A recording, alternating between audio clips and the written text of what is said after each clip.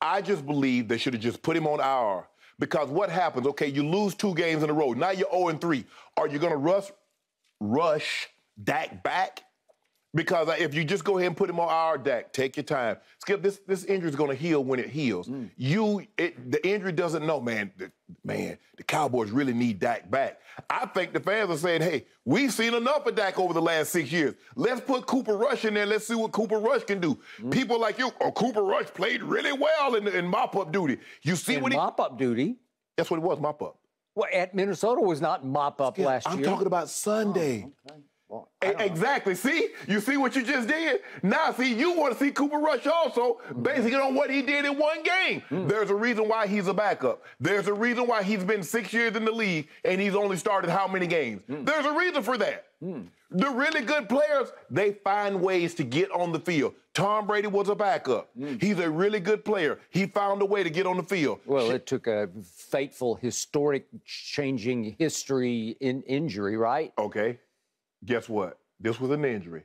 Cooper Rush goes out there and plays well. Guess what? He gets an opportunity. Jerry Jones has already put that out there, right? He said, who knows? It might be a situation that what Dak had with Tony Romo. He put that out there on Sunday night. He put that out there. He said, I'm not comparing the two, but who knows? He said, wouldn't it be something if? But he just if compared when Dak does come back, you're starting to wonder, well, should we let him back or should we play Cooper Rush? Even though he said it's 2 different situations, he actually did compare the 2 he did. when he said he wasn't. Skip, I think this is just wishful thinking. I think Jerry realizes that he knows that, man, I thought we had this game, and they started talking about preparation. I think we've got a great group of guys here. I just think Jerry doesn't want the season to slip away. It's only 1 game, Jerry. Okay, you got another game at home. Now, obviously, you don't want to be at the quarter pole sitting 0-4 with 2 division losses on your resume because you got, after Cincinnati, you got the Giants and you got the Commanders coming in. So for me, Skip, look, I just think the Cowboy fans, I think a lot of Cowboy fans have said, hey, I've seen enough of this Dak Prescott. I've seen the roller coaster. I want to get off temporarily. Let's see what Cooper Rush can do. And I think the most popular guy is the backup until he has to play for an extended period of time. You know how it is, Skip. Everybody loves the backup. Put him in there. Put him in there. And then all of a sudden, get him out. Get his butt out. He's worse. He's terrible. So we're going to see how this thing plays out. I'm encouraged. What am I encouraged for? What? It's not like the Cowboys have this impressive resume over the last quarter century. It's not like they have this impressive resume over the last 10 years. We already know how this is going to end. You know how it's going to end. You don't want to admit it, but you know deep down inside how this thing going to play out, Skip. I do not. You do? Tell me when it's my turn, It's your turn. please. It's your turn. Thank you very much. It's your turn. Okay, I'm going to first answer Jen's question. Scale of 1 to 10, I'm going to answer it personally. I am lifelong, die-hard, ride and die or die Dallas Cowboy fan. Scale of 1 to 10, my encouragement level at this moment as I sit in this chair is a 9. And I would go to a 10, but I don't want to jinx them any more than I jinxed them last week. I'm going to a 9 because I told you on Sunday, going into Monday, I told you Monday morning that Jerry Jones said right after the game, it looks good on the X-ray. It's a small break in the right place. And you can accuse Jerry of saying a lot of wacky things, but he is not a liar. He was telling you exactly what they saw, according to his doctors and his trainers, on the X-ray taken immediately during the game, that he saw immediately after the game. And he was telling the truth because the Dallas Morning News confirmed it, corroborated what Jerry said by making a call to this Dr. David Hayes, an orthopedic surgeon at the Cedars-Sinai Curlin Jobe Institute, and you've dealt with Curlin Jobe many, many times on various injuries. Yeah, I just left Monday. You just left Monday. Okay. They are top of the line. They absolutely you can't get any better than Curlin Jobe. Nope. And Dr. David Hay is their orthopedic surgeon who does hand surgeries. And he said, and I don't want to get too technical here, but let me just read you the guts of what he said. It would be pushing it a bit, but I think it's definitely realistic to come back in 3 weeks.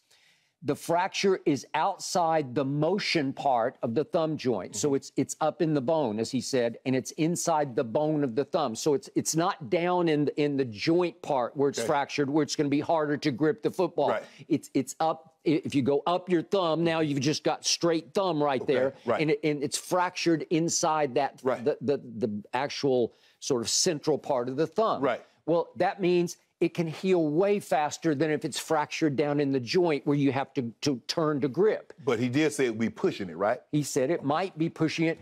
Okay, a lot of this, as you well know, it comes down to the human being who is fractured. Pain tolerance. It's pain tolerance, and it's also just your will, your spirit.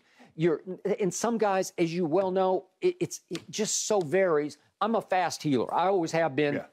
But I will it away. I fight it. I attack it. And you can send your body signals like, I'm attacking this. I'm going to go get a shot. I'm going to go, I'm going to ice it every single hour. I'm going to put ice on it to make it heal fast. There are ways to attack it to make it get better faster. Well, it's definitely your mind. You got to believe it. You got to believe it, because what you believe in your mind, your body will do for you. It will heal it a little bit faster. Okay, I'm not sure where Dak is. He's starting to look like he's a little brittle because we got one little thing after another after another. Right. No huge things except for the career-threatening ankle surgery that required two. Right. But the point is, this is, if I could use a pun here, this is the all-time laughable rush to judgment about my Dallas Cowboys. Speaking of rush, as in Cooper Robert Rush, because the world is saying they're dead. We're going to talk more and more, but all the power rankings have them drop down to 26th, 27th, and The Athletic has them all the way down dead last at 32. Yeah. It's just laughable rush to judgment, because it feels like nobody saw what I happen to see. I don't know, maybe something's wrong with my television, but I saw you didn't score any points. No, I'm talking about Halloween night last year. Halloween night at Minnesota against the quarterback that you, Shannon Sharpe, the Hall of Famer, has picked to carry the Minnesota Vikings to the NFC Championship game this year. That same quarterback in his own building in Minneapolis at Minnesota. Last year on Halloween night, he was a nightmare for the home team, was Kirk Cousins. Yeah, it was Halloween, so he dressed up and played like a decent quarterback. Okay. Okay, Cooper Rush did. Yeah, he did, yeah. Okay, he threw for 325 yards. He threw 112 yards worth to CeeDee Lamb. And for whatever reason, Dak has no rapport, no connection with CeeDee Lamb. They're not on the same page. But, boy, it looked like, to my eye, Cooper Rush was right on the same page with CeeDee Lamb, and I don't doubt that he's going to get CeeDee Lamb a bunch of balls against the Cincinnati Bengals. But, Skip, you do... 325 yards? Skip. We're not talking about Ben DiNucci. We're not talking about Garrett Gilbert. Yes. We're not talking about give up. We're talking about a Cooper Rush. He's been in the system for 6 years, and he's played all those preseason games. Every preseason, nobody notices he's playing with third stringers, but he's out there getting reps. Right. He's played a bunch of football for my Dallas Cowboys. You do realize is that what performances are not transferable. You don't get to say, well, and that's how you Cowboy fans, and that's how you do. Well, we won Super Bowls years ago, so we should win one this year. It doesn't work like that. Just because he played like that in 2021, that doesn't mean he's going to have a game like that in 2022. Okay. Why do you continuously do that? I'm just dealing with the here and the now. Okay, the here and the now. All I know is Dak stunk it up on Sunday night. But who was he playing against? He was playing against the team that I picked to win it all. A team that looked like the best team in football on Sunday night. A team that has a defense that is much better than it was last year. No.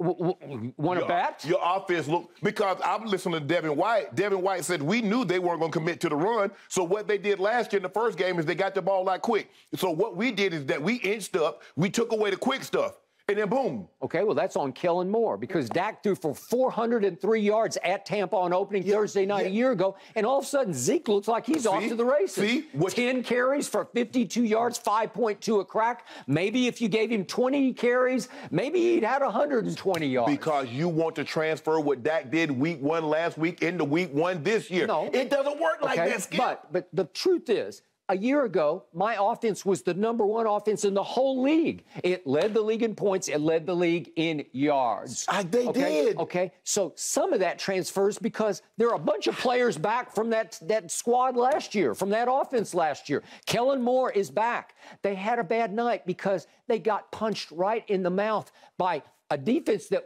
could be the best defense in pro football. But don't you want to see them perform well against one of the best defenses? You think they're going to face bumps if they want to make it to the playoffs? Are they going to face bad teams in the playoffs? They're good teams. You want to see them perform well against good teams, What did you see on the opening drive? I saw firepower. I saw 3 points, and then I saw nothing else. I saw firepower, and all of a sudden I see Kellen Moore have to revert to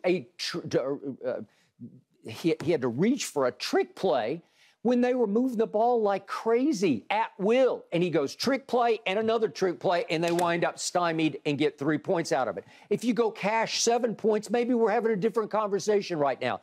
And yet what gets completely overlooked in these power rankings is, wait a second.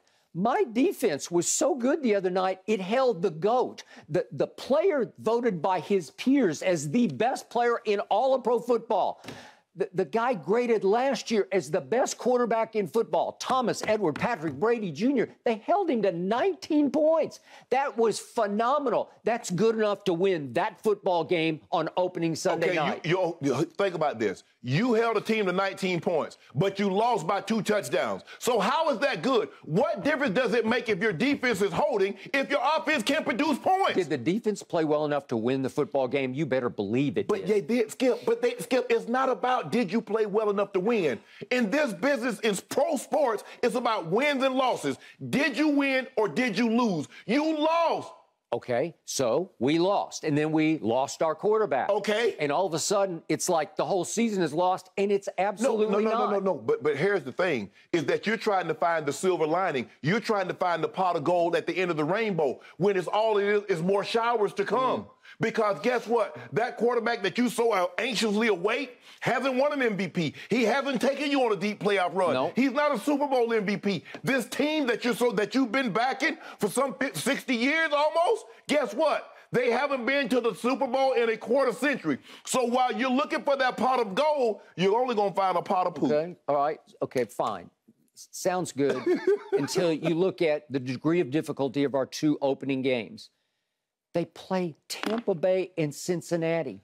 Oh. Tampa Bay came within a hair's breadth of beating the Rams, who went on to win the Super Bowl. Brady scored 24 unanswered against the Los Angeles Rams, and it took a defensive blunder, a rare defensive blunder, a blown blitz for Cooper Kupp to run free down the middle of the field for the Rams to survive that game. That's what it took. That's how good that team is. And again, I stand by my pick. Of all my picks, I believe that Tom Brady came back to go win a Super Bowl, and the first step was to go to Dallas and beat a team that he had beaten every team. He was 6-0 against. He's now 7-0. Well, I don't know if you heard his conversation last night on the Let's Go podcast with Jim Gray and Larry Fitzgerald. Okay, second game is the Cincinnati Bengals, who just happened to be in the Super Bowl and who I think will get back to the Super Bowl. And they had a rough opening day, but they should have won. They botched because they didn't have their starting long snapper. They botched an extra point and a field goal that would have won the game. Can I ask you a question? Okay, how hard? Who has a tougher opening first 2 games than Tampa Bay and Cincinnati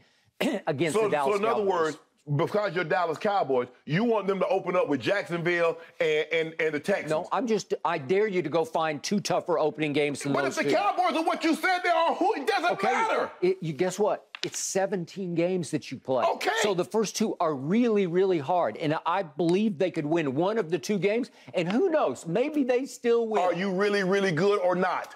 Yes, we're okay, really, really good. I don't want to hear nothing about the opponent. Okay. So then we got at Giants, and then we got the Washington Commanders at home. I have a very good feeling that Cooper Rush to judgment, I believe Cooper Rush can beat both those teams to get us back to, if we lose to Cincinnati, 2-2. And then if this hand surgeon is correct, and if Jerry Jones is not blowing smoke, Dak will be back for the game at the Rams. If you're 2-2 going to the Rams with Dak back, I love my chances. I'm right back on schedule. I love them too. I don't love them because here's the thing, Skip. The Giants' defense is very good.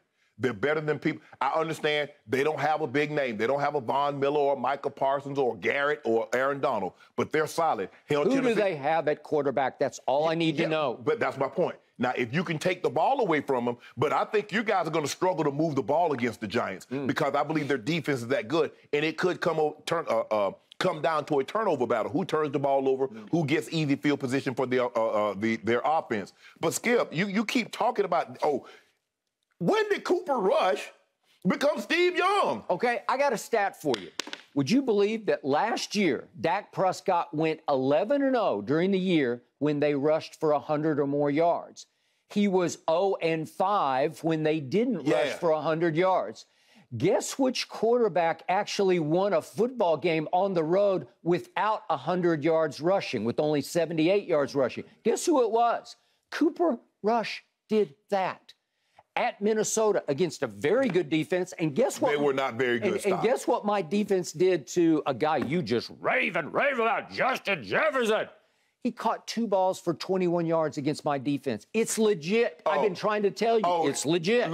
And guess what your guy did? The guy you've been raving about, CeeDee Lamb, 11 targets, two catches. You were raving about him. How did he do? Now, all of a sudden, he's been in this offense for 3 years, and now he and Dak, every time you come out here, well, he and Dak just doesn't have a rapport. I don't want to hear that. All I heard all offseason, Steven and Jerry Jones yapping. Oh, he's a number one. We've cleared the decks. Come Monday morning, Steven Jones, he's got to show that he's a number one. He needs to step up. Nah, keep bumping your gums like you were doing this offseason when you was talking about how great he was and how great he is. You talk about that. You ain't mentioned CD. I just mentioned him. I did mention him right off the top. And what happened? Cooper Rush threw him 112 yards worth of footballs at Minnesota. What happened last week? It was a real game, and it was on Sunday night on the solo stage. Yeah. I think I saw it. I don't think I dreamed it. So let me ask you a question. After that Minnesota game, how many 100-yard games did he have? After that Minnesota game, how many touchdowns did he have? Guess who came back? After that game, how many? Guess who came back? Not Dak. So you want Cooper Rush to be your starting quarterback?